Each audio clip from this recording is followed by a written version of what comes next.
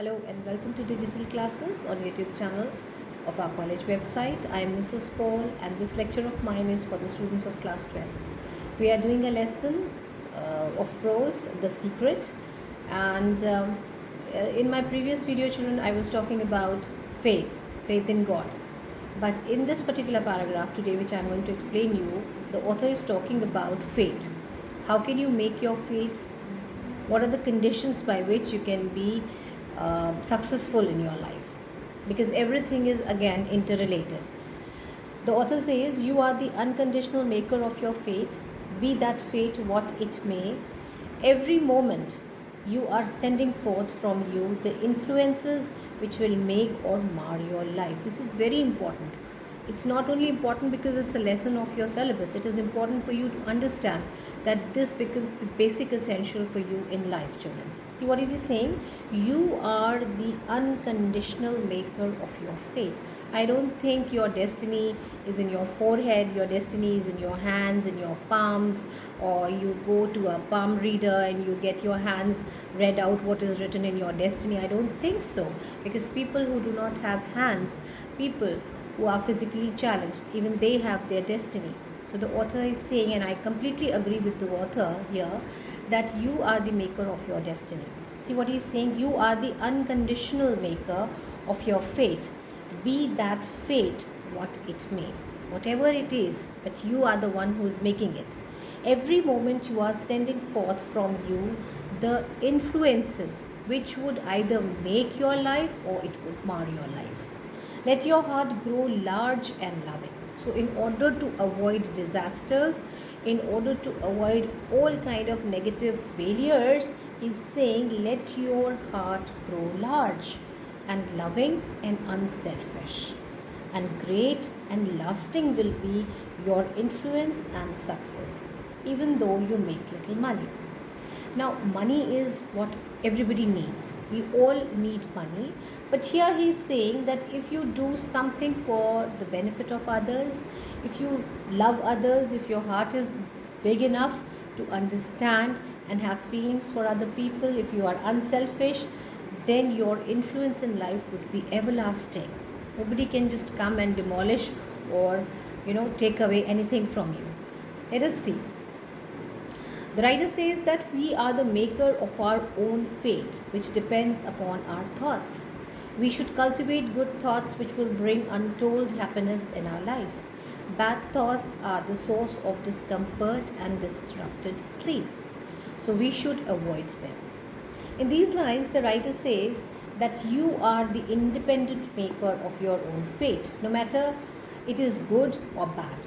The influences which you are sending forth every moment will either make your life or will destroy it. So, for making permanent influence and for getting success in life, you should have a broad outlook and a loving and unselfish behavior, a big, large heart which has compassion for others. In doing so, you should not think of money.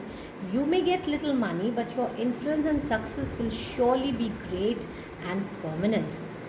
Contrary to it, you become narrow-minded, selfish and unloving, rude, and you have bad behavior. You may earn a lot of money, but then your influence will be negligible.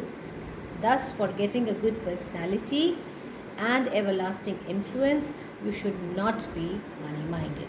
You should work for the benefit of others. Definitely one works for, we all work for ourselves, but working for ourselves also should be such where we do not harm others and we are thinking a little good about everybody who is connected to us in this society.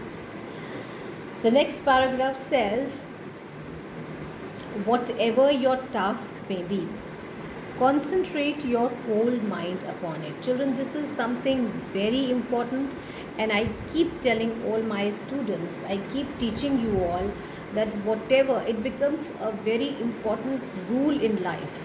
No matter what you do, you may be doing your studies, you may be doing a bit of gardening, you may be doing some help in the kitchen, you may be doing some household chores. Whatever you are doing, please make sure Concentrate your whole mind upon it. Throw into it all the energy of which you are capable of. In other words, we can say, or in a teacher's language, I should say, we often keep telling students, give your 100% to whatever you are doing. Concentrate whatever you are capable of. Give your 100% to that work. Be honest to that work and do that work honestly. The faultless completion of small tasks leads inevitably to larger tasks. Once you achieve success in doing some small little thing, you feel happy, you feel pampered, you are successful in doing so, and you get the encouragement to do something better and bigger. So, here it means that the faultless completion of small tasks inevitably leads to larger tasks. Unmistakably, that becomes a chain, a link to making you successful in life and giving you a larger success. See to it that you raise by steady climbing and you will never fall. What does that mean? Climbing steadily and not jumping, right? If you gradually climb step by step, definitely you will reach a great height. And herein lies the secret of true power. For happiness in life, we need power. For if we should have pure and selfish spirit, we should have a single aim in our life. Double-minded man achieves nothing. Wholehearted devotion to one aim forwards us towards full health. Here the writer says that for getting power, we should cultivate pure and unselfish spirit and combine it with purity, faith, and singleness of purpose. The secret of true power lies in learning by constant practice how to control your resources and concentrate then upon the task in hand. You should also cultivate poise and passivity to stand alone and immovable like a mountain. This is the secret of true power. What is he saying? The last line, so it be that you raise by steady climbing and you will not fall. And herein lies the secret of true power. Step by step, you start from smaller work, gradually achieve success in life, and by steady climbing, you reach a point of life, you reach that height from where nobody can harm you or cause any damage to you.